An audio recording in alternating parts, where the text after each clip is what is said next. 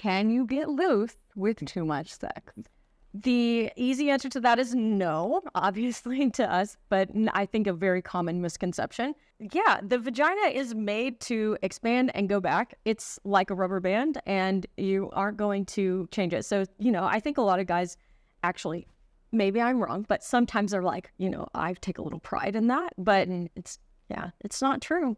Yeah, Not true. right. And then, I think when the term loose, right, it's really an essence of like your pelvic floor, right? And so like when your pelvic floor is weak, it can be perceived as a little bit, I guess, looser would be the term, but it's not related to how many partners you've had or how much sex you've had.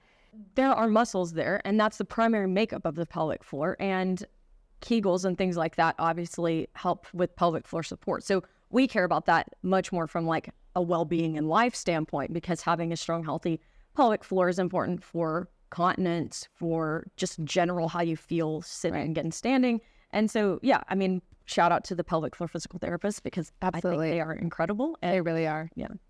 Yeah, and the function of the pelvic floor or the way to strengthen it or weaken it is due to having babies, right? And standing for long periods of time and chronic coughing and being overweight. And there's multitude of factors, neurologic conditions that can affect the pelvic floor, but it's not because of either the size of the penis or the number of partners that you've had. Exactly.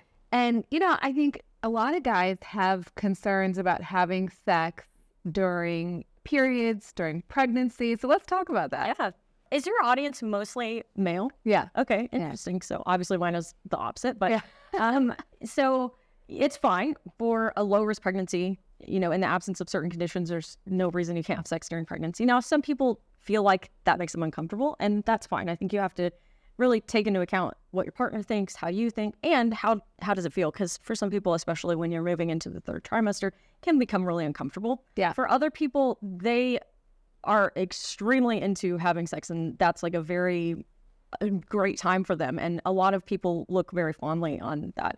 I think it's very individual, but nothing dangerous about it. Now, if you have a placenta previa or a low-lying placenta, you've had bleeding during pregnancy, particularly if it's undiagnosed, certainly if your water has already broken, these are like hard stop. These are bad ideas, but in most pregnancies, it's fine. And so people would know they have a placenta previa because they'd find out from their ultrasound. Exactly. So we see that in ultrasound, usually at the 18 to 20 week scan. A lot of them, most of them resolve by 32 weeks. Mm-hmm. Previa means the placenta is overlying the cervix, and you don't want to have sex with that or do anything that could stimulate the cervix, and because it can cause massive bleeding. And so that is a very hard pregnancy condition to have for people who are interested in having sex in pregnancy. I have colleagues who say, oh, you shouldn't even orgasm. That could be dangerous. I don't think the data is really there on that. So I kind of counsel patients, you can do whatever you want as long as there's no physical penis or toy in vagina, because that's a dangerous part. Orgasms, I guess, they just really cause strong contractions of the pelvic floor. So are they worried that, I guess it can cause uterine contractions too, right? Yeah, so there is some uterine stimulation there. And I guess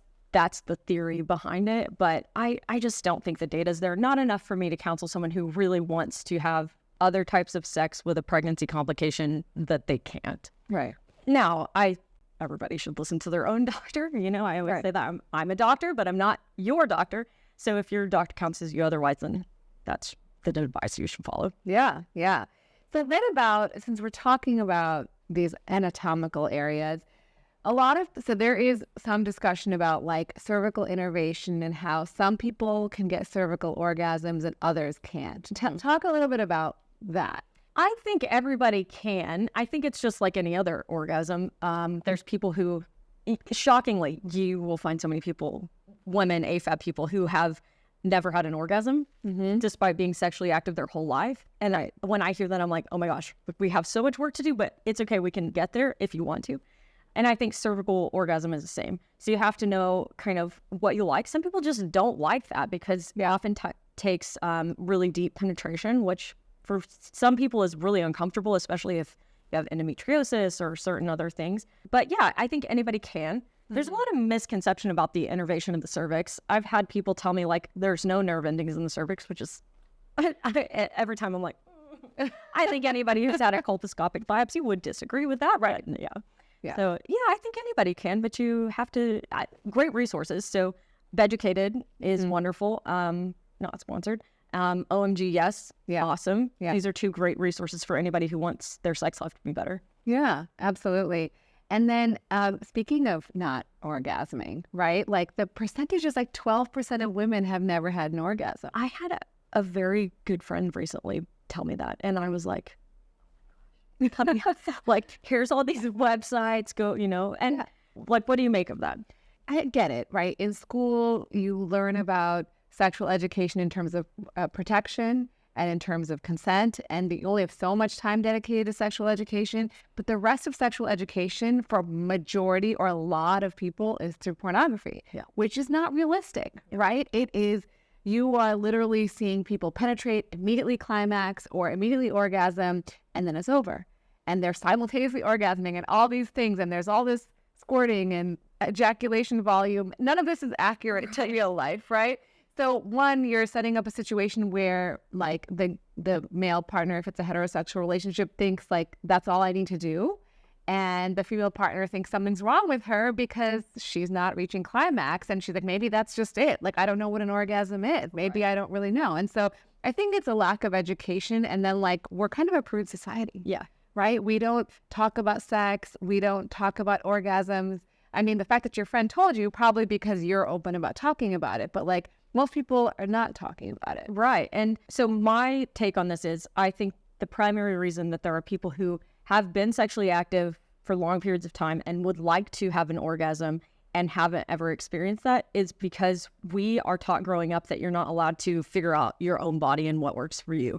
I don't think you can orgasm within a relationship, at least not in the way that I think most people would imagine a great sex life, without first doing that by yourself. Yeah. And I think that that's the first step. And that's why I really like the website I was just talking about, OMG Yes, because I think they teach you in that way. Yeah. Like, here's the information about your body.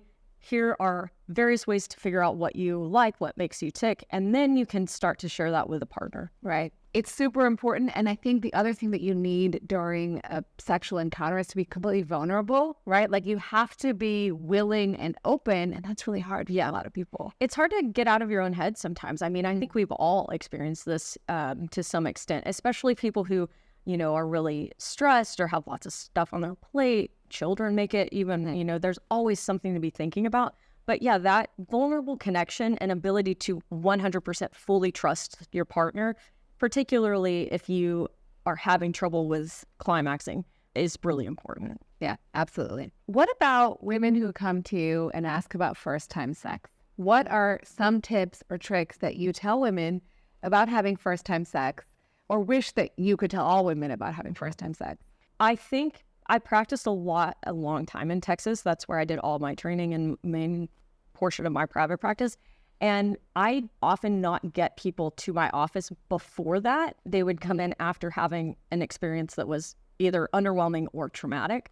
But if I could tell people one thing, it would be, you have to learn yourself. Like, I really, really strongly encourage people, whether I grew up in and I practiced for a long time in the middle of the Bible Belt, purity culture, all of this. So I am sensitive to the fact that some people would like to wait until marriage. I don't have feelings about that. I'm very neutral about that. But if that's the group of people that you fall into, I would really strongly encourage you to learn about your own body, explore your own body first, and that communication with your partner is key. You need to be able to talk about sex. You need to be able to talk in the bedroom. You need to be able to express how you're feeling, what's going on, feeling good, feeling bad, and have somebody who's willing to slowly move there with you and not just expect mind-blowing sex the first time. And I think communicating about sex is hard. I give a lot of tips on my channel about communication, but I'm no communication expert, and I'm sure, but we communicate with our patients all the time. But do you have, tips, tricks, things that you like to tell? It's hard. I mean, I grew up in that culture where we didn't talk about it, and so did my husband. And so it took us a long time to get there. And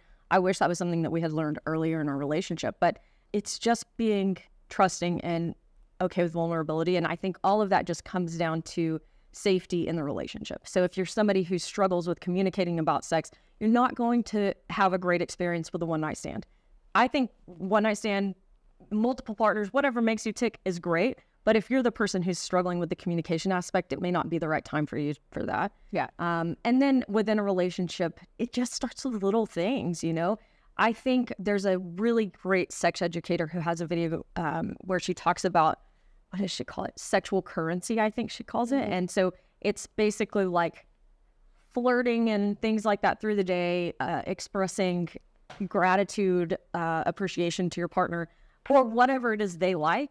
And I think this is the primary form of foreplay for a lot of women and AFAB people, because foreplay is not necessarily physical. I think a lot of people view it that way. This is going off on a tangent, but a lot of people view foreplay as like a very physical thing, and it can be. But I also think there's a lot of headspace foreplay that goes on, especially for people who are really cerebral. And I think there's a lot of men and AMAB people who also fall into that category, but we're kind of never told that that was okay because they're supposed to be visually stimulated. I think a lot of men actually do it up here too. Absolutely.